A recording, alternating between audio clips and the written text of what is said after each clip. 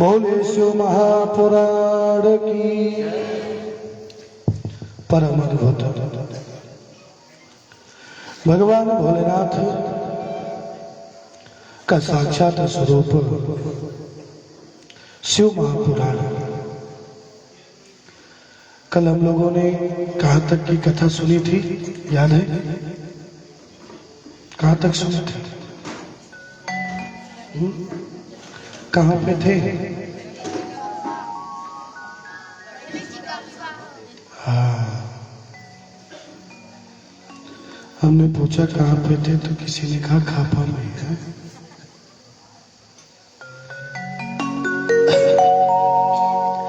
कल गणेश जी का विवाह हुआ। गणेश जी की कितनी पत्नी है? नाम? हाँ, ध्यान से सुनते हैं। दो पत्नी है, रिद्धि और सिद्धि। गणेश जी महाराज की जब हम स्तुति करते हैं, जब हम गणेश जी का ध्यान करते हैं बड़े ध्यान से, तो हमें रिद्धि और सिद्धि का भी ध्यान करना चाहिए। अष्ट सिद्धि नौ रिद्धि, इनकी कृपा भी हमारे जीवन में होनी चाहिए। आप लोग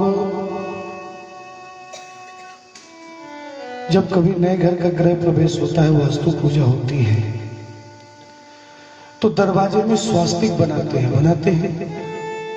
स्वास्तिक जानते हैं ना सब लोग?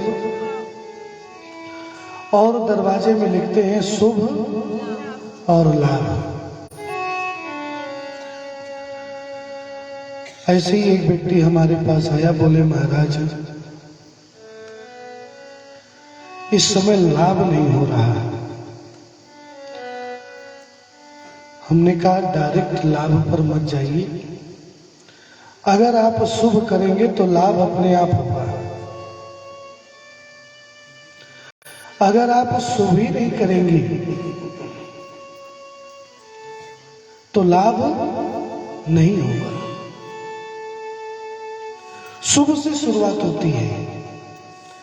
जब हम धर्म कर्म करेंगे, पुण्य करेंगे, कर्म करेंगे, तब उसके बाद हमें लाभ होगा। कहीं ऐसा तो होता नहीं कि पहले लाभ लिखो फिर शुभ लिखो। पहले शुभ ही लिखते हैं। स्वास्तिक बनाते हैं। स्वस्थ यानी कल्याणकारी। स्वास्तिक बनाना, अगर हम मेन दरवाजे के मध्य में स्वास्तिक बनाते हैं तो हमारे घर का आधा वास्तु दोष निकल जाता है। हाँ? आधा वास्तु दोष स्वास्तिक बनाने से ही निकल जाता है। और जब हम स्वास्तिक बनाते हैं तो स्वास्तिक के एक तरफ दो रेखाएं और दूसरी तरफ दो रेखाएं करते हैं कि नहीं? करते हैं। उन रेखाओं का मतलब जानते हैं क्यों करते हैं? ये रेखाएं ही रिद्धि सिद्धि है। स्वास्तिक पर गणेश जी का वास होता है।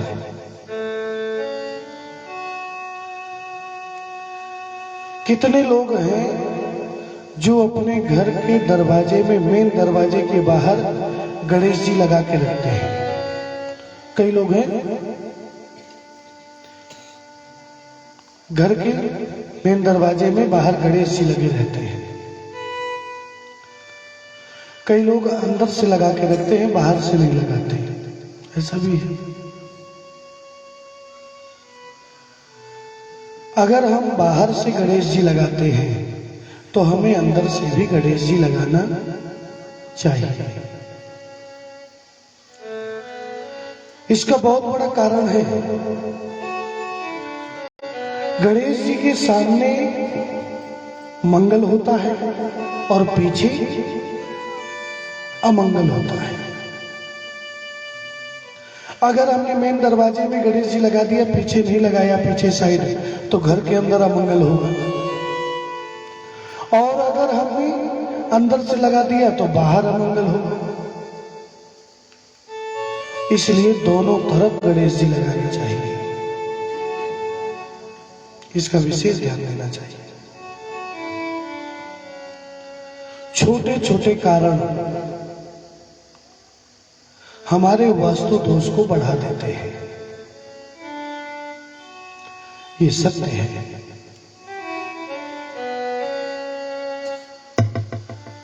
हमें गणेश जी महाराज, कोई भी पूजा होती है, हमने महापुराण में आपको बताया, कोई भी पूजा होती है, गणेश जी महाराज को यह वरदान है कि सर्वप्रथम गणेश जी की पूजा होगी।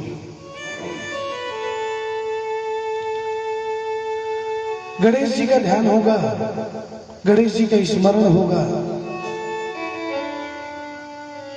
अगर हमने सर्वप्रथम गणेश जी की वंदना नहीं की, गणेश जी का ध्यान नहीं किया, तो हमको हमारा वो कार्य निर्विघ्न तरीके से पूरा नहीं हो सकता, ये सत्य है। हाँ, ये यथार्थ है। एक चीज और बता दें, घर में जो है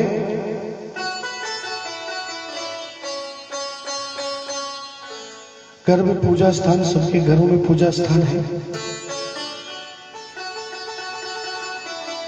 पूजा स्थान पर कितने देवी देवता रखने हैं वो भी हमने बता दिया है। किस प्रकार से पूजा करनी है वो भी हमने बता दिया है। लेकिन पूजा स्थान पर एक चीज और रखना है, मंगल कलश। क्या रखना है? मंगल कलश। आप कलश का निर्माण करते हैं, एक तांबे का लोटा ले,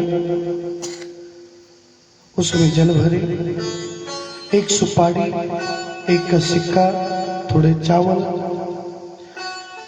आम के पत्ते लगा ले उस कलश में, एक नारियल रखे, उस कलश में धागा बांध ले, नारियल में धागा बांध दे और कलश में स्वास्तिक बना करके पूजा स्थान पर रखना चाहिए। जिस घर में मंगल कलश होता है उस घर में कभी भी अमंगल नहीं हो सकता, ये सत्य है।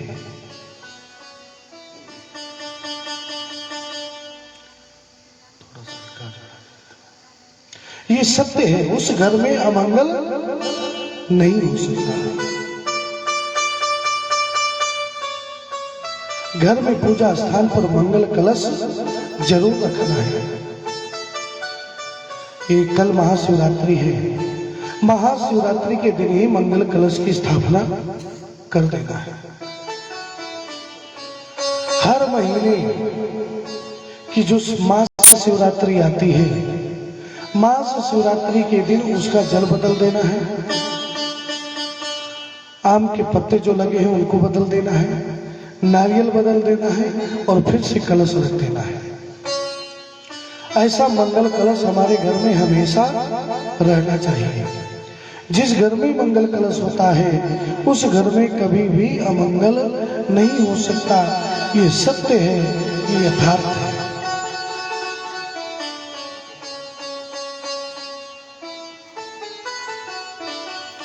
भगवान भोलेनाथ माता पार्वती से कहते हैं कि जिस घर में भी मंगल कलश होता है, मंगलो कलशम यस्तु यद गृहे स्थितम त्वया। जिस घर में मंगल कलश स्थित होगा उस घर को लक्ष्मी कभी भी छोड़ करके नहीं जा सकती। कई लोग बोलते हैं महाराज लक्ष्मी स्थिर नहीं रहती है, लक्ष्मी आती तो बहुत है पर तुरंत चली जाती है, क्यों ना चली जाए। जब लक्ष्मी स्थिर करने का आपके घर में मंगल कलश नहीं है, आपके घर में स्वास्तिक नहीं बना है, आपके घर के दरवाजे में, मेन दरवाजे में हर महीने तोरण नहीं चेंज होता। आजकल तो ऐसा हो गया कि आर्टिफिशियल जमाना हो गया है। मार्केट में तोरण मिलता है प्लास्टिक का, उसको लगा देंगे घर के बाहर, लगाते हैं। प्लास्टिक के पत्तों का, प्लास्टिक के फूलों का तोरण मिलेगा और उसी को लगा देंगे।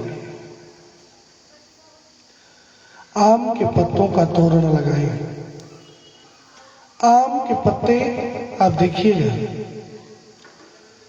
सूख भी जाते हैं पर वो हरे रहते हैं और जल्दी सूखते नहीं। कई लोग पान के पत्तों का कलश रखते हैं, खाने वाले जो पान आते हैं ना, वो पान के पत्तों का कलश रखते हैं। मंगल कलश अगर हमें 1 महीने के लिए रखना है तो आम के पत्तों का रखना है। आम के पत्ते 1 महीने तक हरे रहेंगे।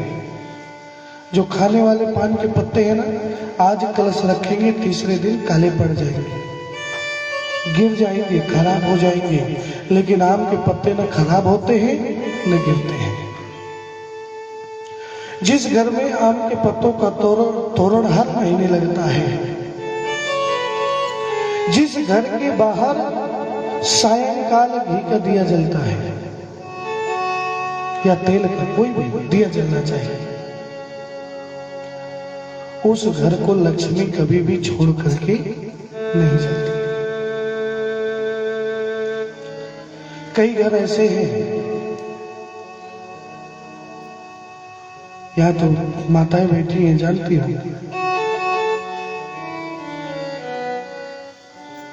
कई घरों की स्थिति ऐसी है कि सुबह का भोजन शाम को करेंगे और शाम का भोजन सुबह करेंगे। करते हैं कि नहीं? नहीं करते, नहीं करते। करते हैं, हम बताते हैं ना। सुबह आपने भोजन बनाया, आटा ज्यादा लग गया तो क्या करते हैं, उस आटे को फ्रिज में रख देंगे। रखते हैं कि नहीं?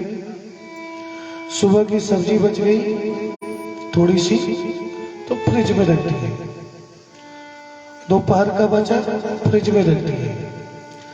अब उसको शाम को फिर से बनाना है, कम है तो शाम को बनाएंगे, तो दोपहर का जो है शाम को खा लेंगे, थोड़ा सा शाम का खाएंगे, कुछ ना कुछ शाम का बचेगा, उसको फ्रिज में रख देंगे, उसको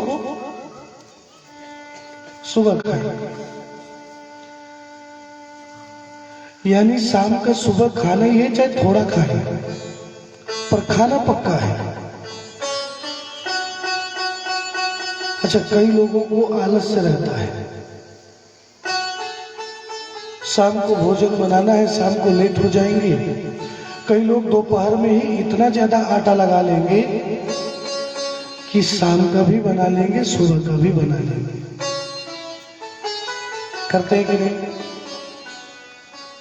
कई माताएं होती हैं, शाम को आटा ना लगाना पड़े तो दोपहर को ही ज्यादा आटा लगा करके आधा आटा शाम के लिए रख दिए, आधा आटे की रोटी बना ली। करते हैं कि नहीं? कुछ लोग बोल रहे हैं कि हाँ करते हैं, कुछ लोग सोच रहे हैं हम क्यों बताएं।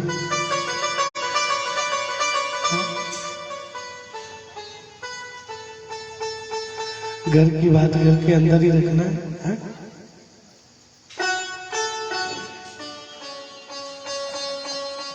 ये जो फ्रिज है ना,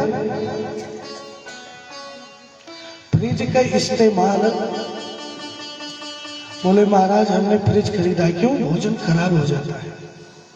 फ्रिज में सब्जी रख दी 3 दिन तक खाते रहे।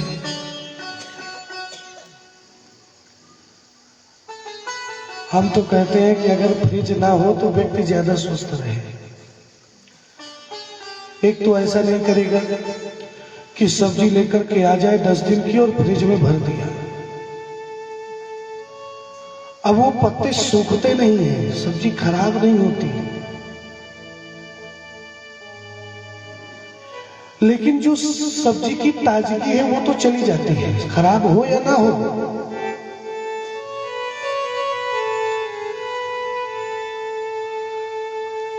अगर फ्रिज ना हो तो व्यक्ति स्टॉक नहीं करेगा। दोपहर में उतने ही भोजन बनाएगा जितना कर ले, क्योंकि शाम को खराब हो जाएगा। शाम को उतना ही बनाएगा कि बचे ना, भले ही 2 रोटी कम बने। और आयुर्वेद के हिसाब से कहा गया है कि शाम को, रात को भोजन कम करना चाहिए। अगर 6 रोटी खाते हैं तो 4 रोटी रात में खाना चाहिए। उसका रीजन, आपको नींद कम आएगी। जो ज्यादा खा करके सो जाता है ना, 6 रोटी की भूख है, 8 रोटी खा लिया दबा करके, और जैसे वो सोएगा तो सुबह लेट तक सोता रहेगा, और भोजन भी उसका बराबर पचेगा नहीं। ये सत्य है, भोजन भी बराबर नहीं पचेगा।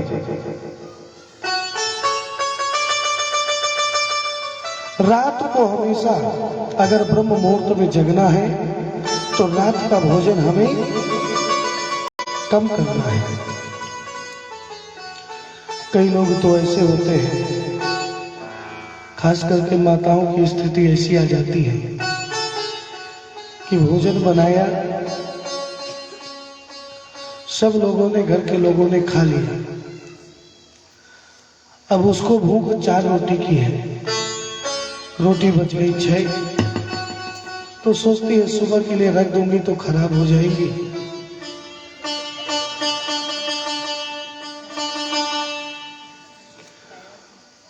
पूरी 6 की 6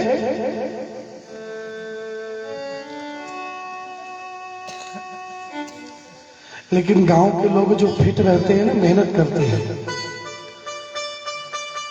शहरों में ये जो 6 की 6 खाने वाले हैं वो फिर चल नहीं पाता, फिर धीरे धीरे चलते हैं, ये सत्य है। कई लोग सोच रहे होंगे, बोले महाराज जी हमारे घर की बात कैसे जान गए हैं? महाराज जी खाना बनाते हैं क्या?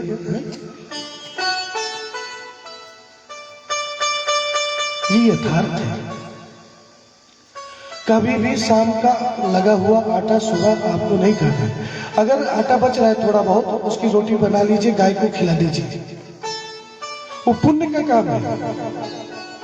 गाय को खिला दीजिए, एक कुत्ते को खिला दीजिए, मूक जानवर भी हमारा भोजन पा जाएंगे, उससे पुण्य मिलेगा।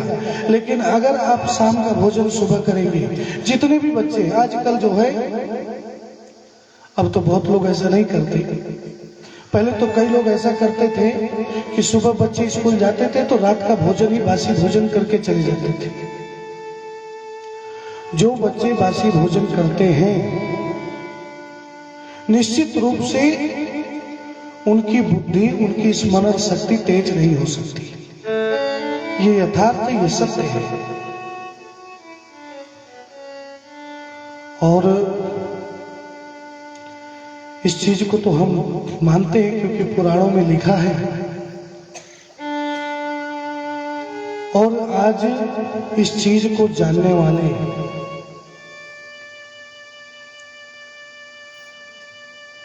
रामटेक में जो इंजीनियरिंग कॉलेज है, वहाँ के डीन सर जी, दवाड़े सर जी यहाँ पर आज आए हैं। वो तो बच्चों को पढ़ाते हैं, बड़े बड़े इंजीनियर बच्चों को पढ़ाते हैं। रामटेक में हमारी बहुत बड़ी भागवत हुई थी, और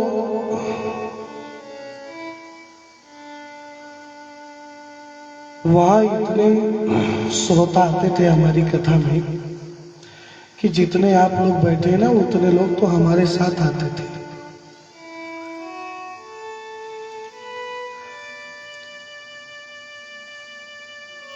बहुत अद्भुत भव्य श्रीमद् भागवत कथा का आयोजन हुआ था। हमारे शिष्य हैं और कितना सही इस्तेमाल, बच्चों की छुट्टी, बच्चों को अच्छा संस्कार मिले तो पुराण में लेकर के आए, चाहे कहीं पर भी, कि हम आप लोगों को भी बता देते हैं, अगर इस क्षेत्र में हमारी कहीं भी भागवत होती है, अगर आप लोगों को समय मिलता है तो चाहे एक दिन के लिए उपस्थित हो, लेकिन कथा में उपस्थित होना चाहिए। राम कथा हो, भागवत कथा हो, शिव महापुराण हो, कोई भी कथा हो, लेकिन एक दिन की कथा हमें जरूर से जरूर पहुंच करके सुननी चाहिए। और एक दिन तो हम सुन ही सकते हैं, क्योंकि 7 दिनों में एक दिन तो संडे भी आता है, तो एक दिन की कथा जरूर हम सुन सकते हैं।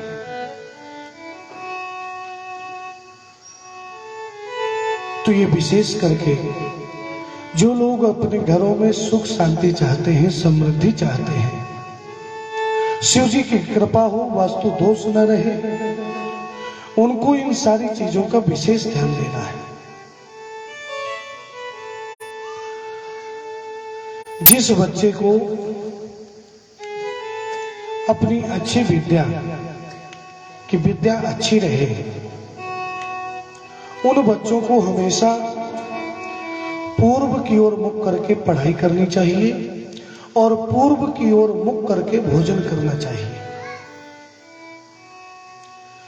पूर्व की ओर सर करके उनको सोना चाहिए।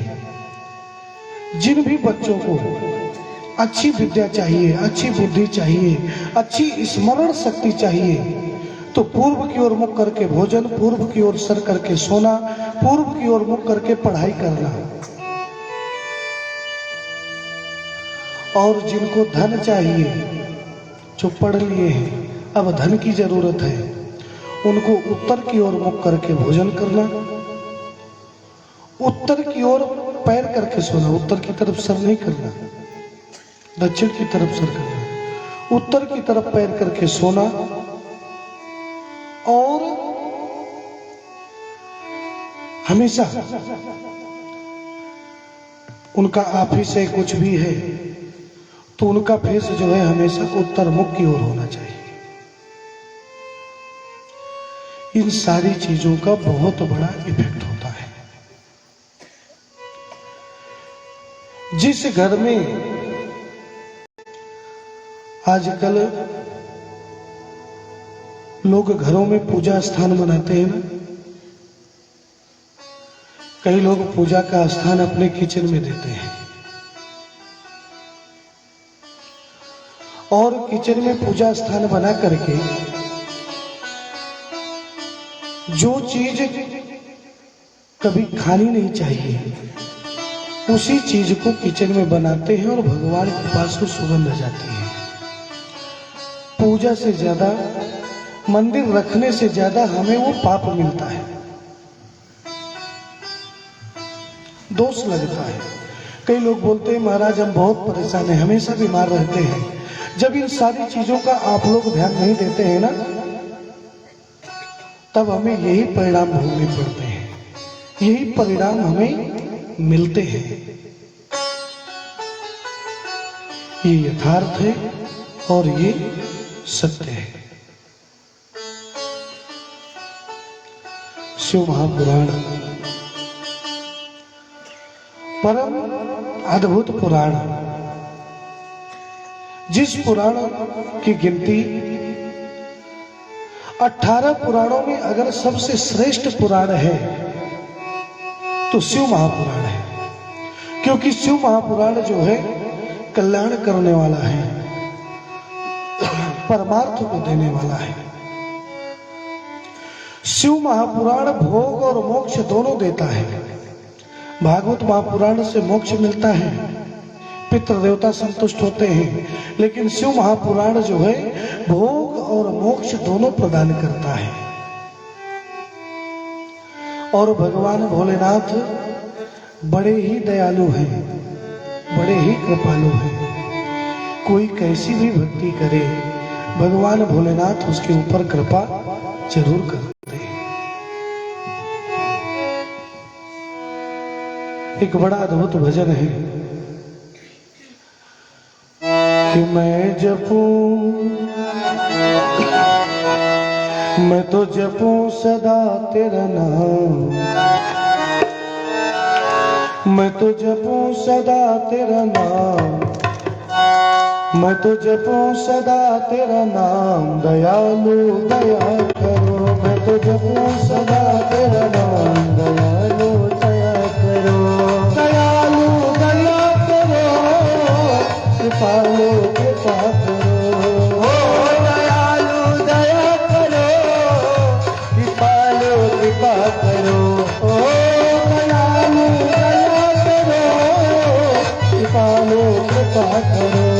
ओ दयालु दया करो, कृपालु कृपा करो। मैं तो जपूं सदा तेरा नाम, दयालु दया करो। मैं तो जपूं सदा तेरा नाम, दयालु दया करो। जय हो हर बोल दोनों हाथ उठाकर।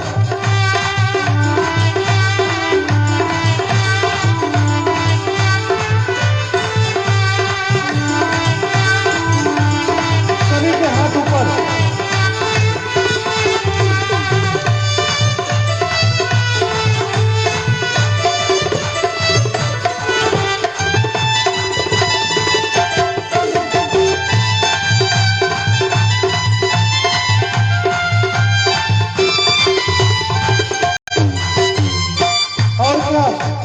द्वार खड़े हैं भक्त तुम्हारे, द्वार खड़े हैं भक्त तुम्हारे, द्वार खड़े हैं भक्त तुम्हारे, द्वार खड़े हैं भक्त तुम्हारे।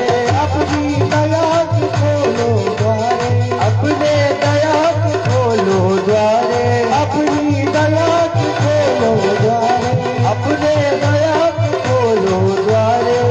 पूरन हो सब काम है, दयालु दया करो। ओ दयालु दया करो, कृपालु कृपा करो। ओ दयालु दया करो, कृपालु कृपा करो। ओ दयालु दया करो, कृपालु कृपा करो। ओ दयालु दया करो, कृपालु कृपा करो। मैं तो जपूं मैं तो जपूं सदा तेरा नाम, दयालु दया करो। मैं तो जपूं सदा तेरा नाम, दयालु दया करो। जय हो बोलो शंकर भगवान की। सभी के हाथ ऊपर।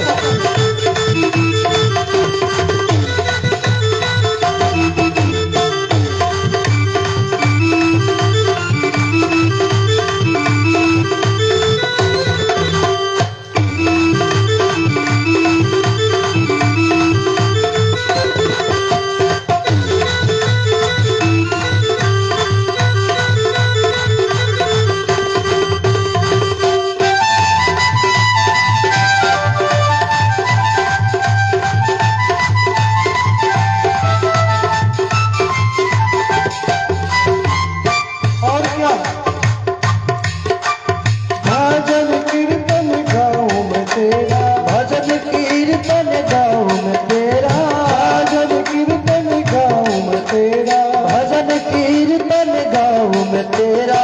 नित्य उठ नाम ध्याऊं मैं तेरा, नित्य उठ नाम को ध्याऊं मैं तेरा, नित्य उठ नाम ध्याऊं मैं तेरा, नित्य उठ नाम को ध्याऊं मैं तेरा। कृष्ण कृष्ण श्री राम दयालु दया करो। कृष्ण कृष्ण शिव नाम दयालु दया करो। दयालु दया करो, कृपालु कृपा करो। दयालु दया करो, कृपालु कृपा करो। दयालु दया करो, कृपालु कृपा करो। दयालु दया करो, कृपालु कृपा करो। मैं तो जपूं मैं तो जपूं सदा तेरा नाम, दयालु दया करो। मैं तो जपूं सदा तेरा नाम, दयालु दया करो।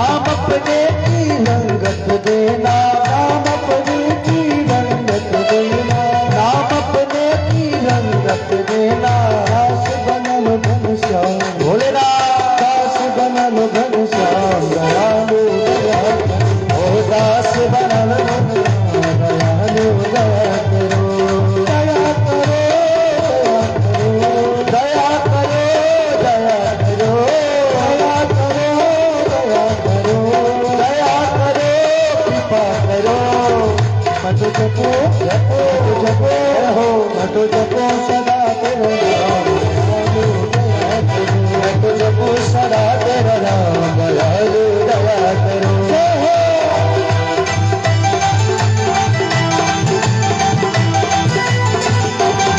बोलिए शंकर भगवान की।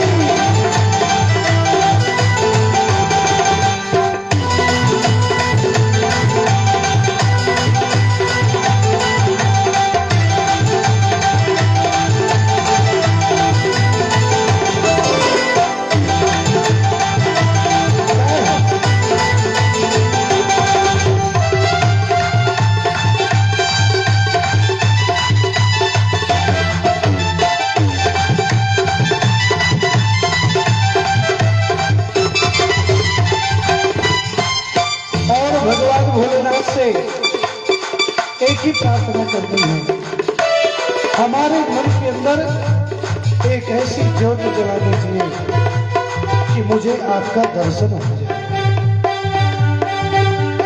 मेरे मन की ज्योत जला दो, मेरे मन की ज्योत जला दो, मेरे मन की ज्योत जला दो, मेरे मन की ज्योत जला दो। मुझको अपना रूप दिखा दो, मुझको अपना रूप दिखा दो, मुझको अपना रूप दिखा दो, मुझको अपना रूप दिखा दो। पहुँचा दो निज धाम दयालु दया करो, पहुँचा दो निज धाम दयालु दया करो, दया करो दया करो, दया करो दया करो, दया करो दया करो, दया करो दया करो। मैं तो जपूं जय हो, मैं तो जपूं, मैं तो जपूं सदा तेरा नाम दयालु दया करो, मैं तो जपूं सदा तेरा नाम दयालु दया करो, मैं तो जपूं सदा तेरा नाम दयालु दया करो, मैं तो जपूं सदा तेरा नाम दयालु दया करो, दयालु दया करो, दयालु दया करो, दयालु दया करो, दयालु दया करो, दयालु दया करो, दयालु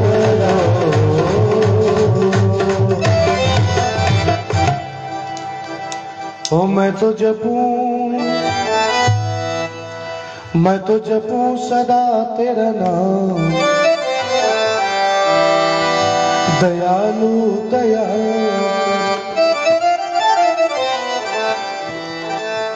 आप बड़े दयालु हैं। भगवान भोलेनाथ से बड़ा दयालु कोई देवता नहीं है।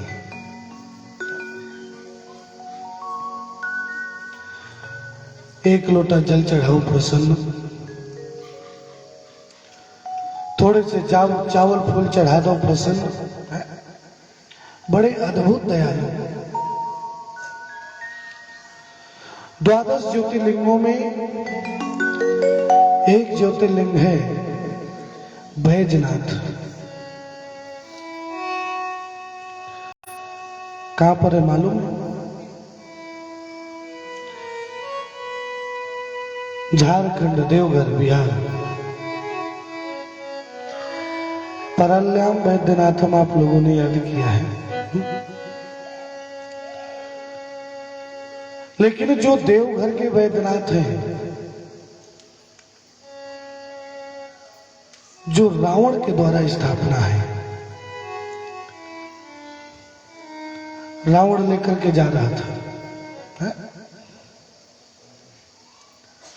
अगर लंका में स्थापित हो जाते तो रावण का वध नहीं होता, क्योंकि जिस पर भगवान भोलेनाथ की कृपा हो जाए कालों के काल, उसको कौन मार सकता है। लेकिन भगवान भोलेनाथ को नहीं जाना था, वहीं स्थित होना था तो स्थित हो गए। इसकी एक और बड़ी अद्भुत कथा है।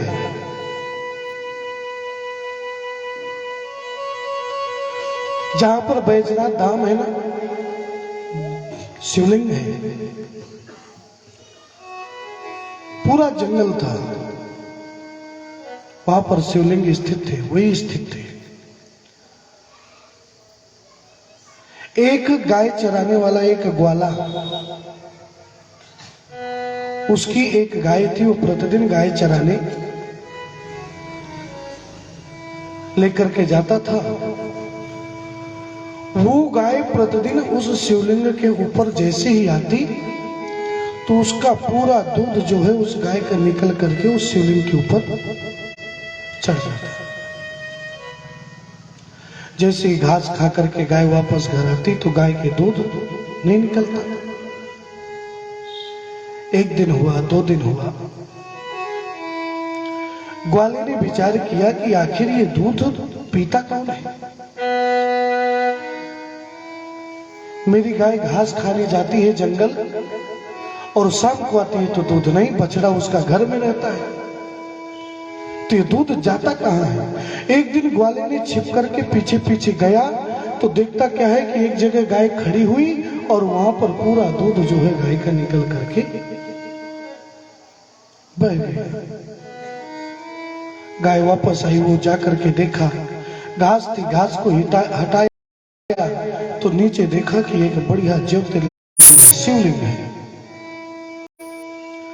उस ग्वाले ने विचार किया कि ये जो पत्थर है, ये जो शिवलिंग है, यही जो है मेरी गाय का दूध प्रतिदिन खींच लेता है।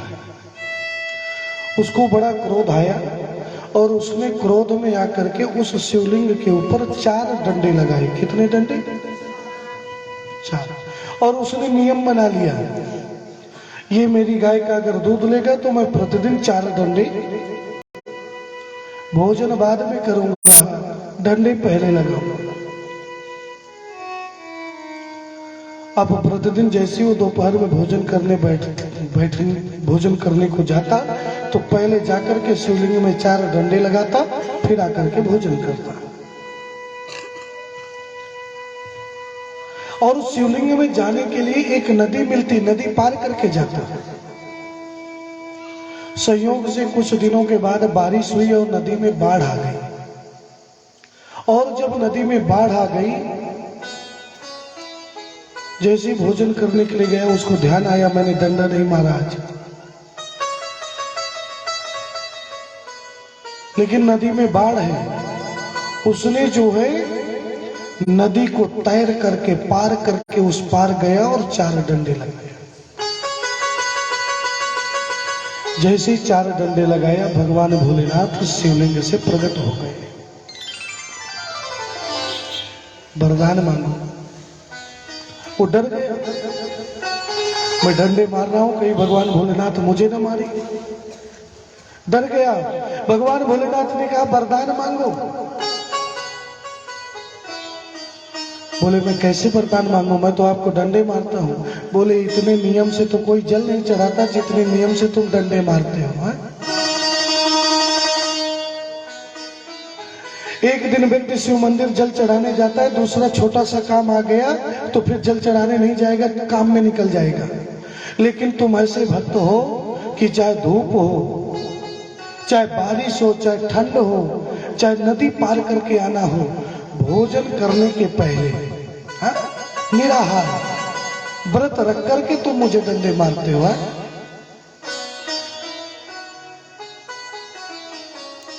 भले ही तुम डंडे लगाने के लिए आते हो लेकिन प्रतिदिन मेरा दर्शन करने आते हो। प्रतिदिन मेरा दर्शन करते हो, खाली पेट दर्शन करते हो, बारिश में भी आते हो, ठंड में भी आते हो। वरदान मांगो। उस ग्वाले का नाम जानते हो क्या था? बैजू। क्या नाम था? बैजू। और भगवान भोलेनाथ जो शिवलिंग है उसी के नाम से उनका नाम पड़ा बैजनाथ। बोले शंकर भगवान की। अब आपके गांव में शिवालय है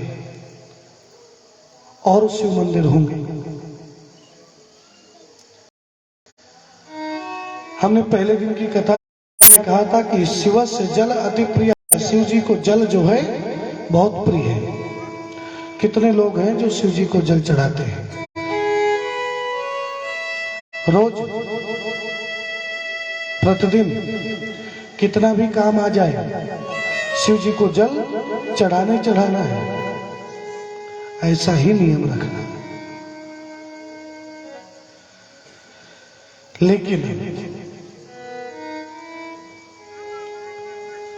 जब शिव जी को जल चढ़ाए तो जो आप लोगों को रुद्राक्ष मिला है ना, उस रुद्राक्ष को जो है गले में पहनना है, काले धागे में।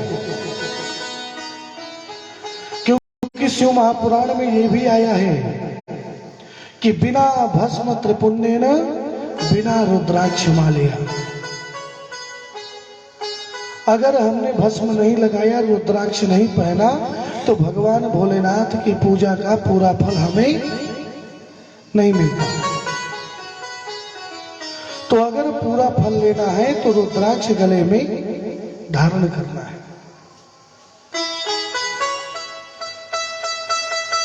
जिन लोगों ने भी रुद्राक्ष लिया है,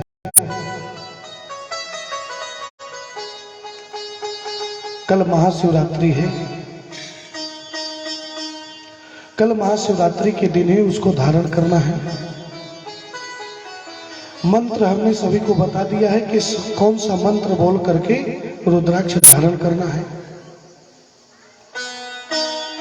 इसके अलावा कल कथा का समापन है,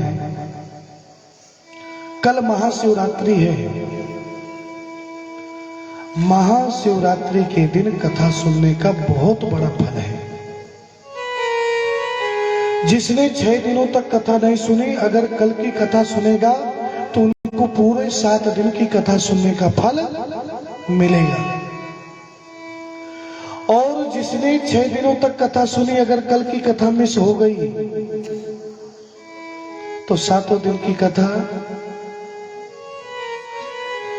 इसलिए कल की कथा बड़ी महत्वपूर्ण है। कल जो है जितने लोग भी कथा में आएंगे, सब लोगों को अपने साथ फूल, थोड़े फूल और थोड़े चावल लेकर के आना है। बड़े ध्यान से सुनिएगा। थोड़े फूल और थोड़े चावल लेकर के आना है। कल जो है चावल का प्रसाद, सूखे चावल का प्रसाद व्यासपीठ से सभी को दिया जाएगा। और वो चावल एक लाल कपड़े में बांध करके, जहां पैसे आदि रखते हैं ना, वहां पर आपको रखना है। जो दुकान करते हैं, व्यापार करते हैं, उनको अपने दुकान में चावल लाल कपड़े में बांध करके रखना है और घर में भी रखना है।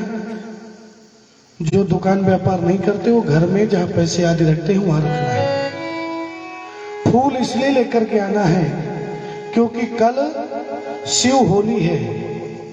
कल भगवान भोलेनाथ के साथ होली होगी, फूलों की होली, बड़ी अद्भुत होली होगी। कल भगवान भोलेनाथ भी बनेंगे और पार्वती, और उनके साथ फूलों की होली खेली जाएगी।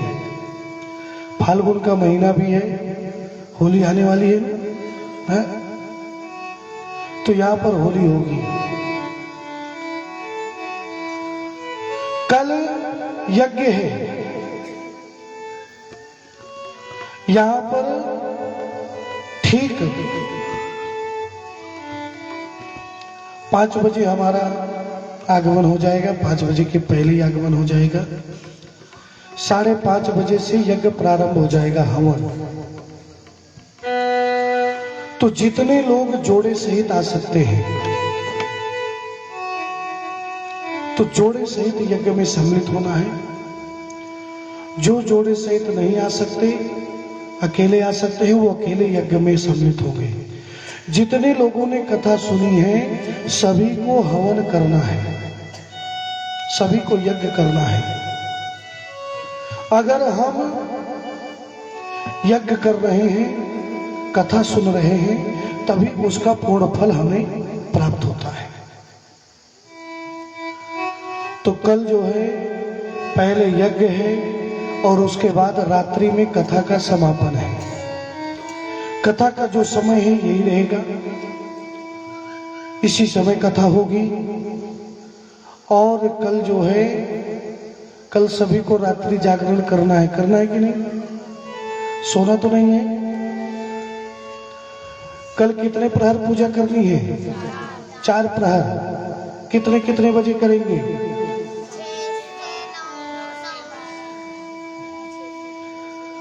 बच्चों को याद है? 6 से 9 के बीच में, 9 से 12 के बीच में, 12 से 3 के बीच में और 3 से 6 के बीच में रात में। तो जब इतने 4 बार आप पूजा करेंगे तो सोना नहीं है। क्या करना है? जागना है। जाग करके क्या करेंगे? यहां पर पहले तो जब आप लोग आएंगे तो कथा शुरू होने के पहले शिव जी की पूजा कर लीजिएगा। कथा का जब समापन होगा उसके बाद शिव जी की पूजा कर लीजिएगा। तो 12 तो आपको यही बच जाएंगे। आधा जागरण हो गया।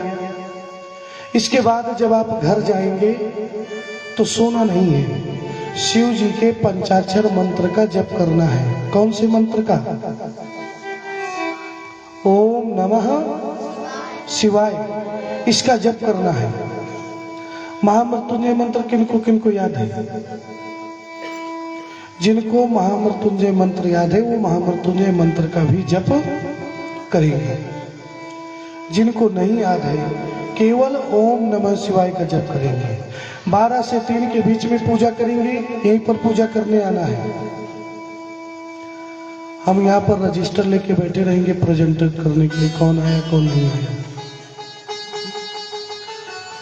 फिर 3 से 6 के बीच में पूजा करने आना है। फिर स्नान करना है। फिर सूर्योदय के बाद पूजा करनी है। उसके बाद पारण करना है।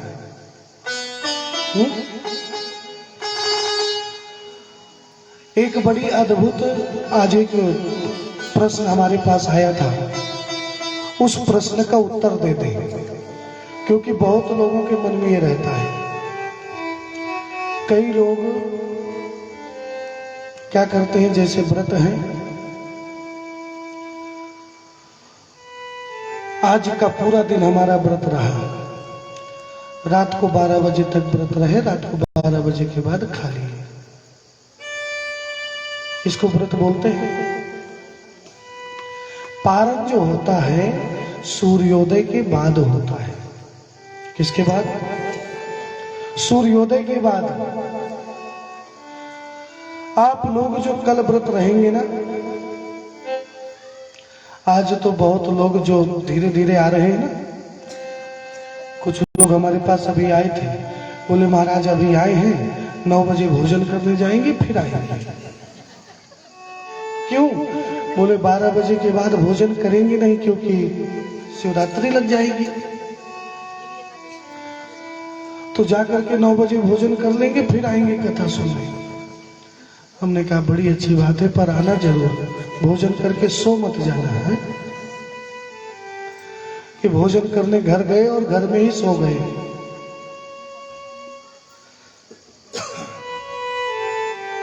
तो कल महाशिवरात्रि है।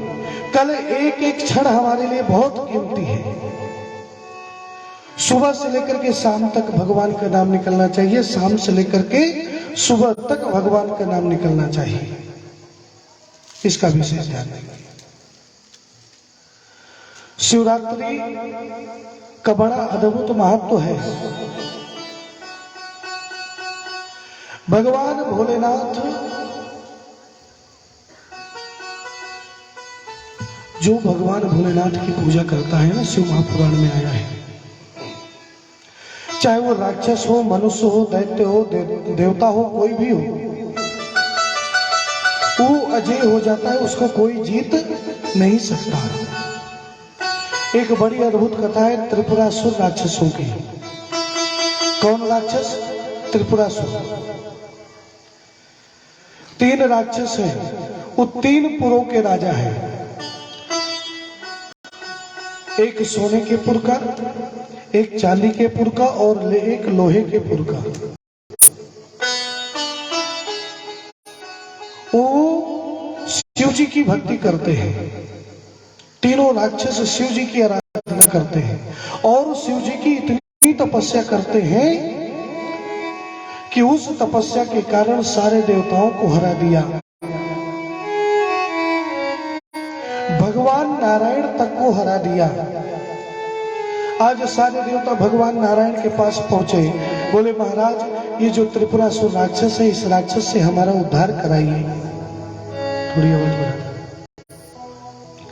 इस राक्षस से हमारा उद्धार कराइए।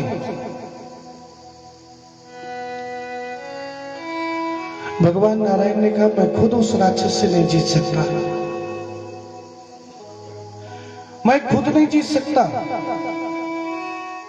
सब जितने हैं सब जो है भगवान भोलेनाथ के पास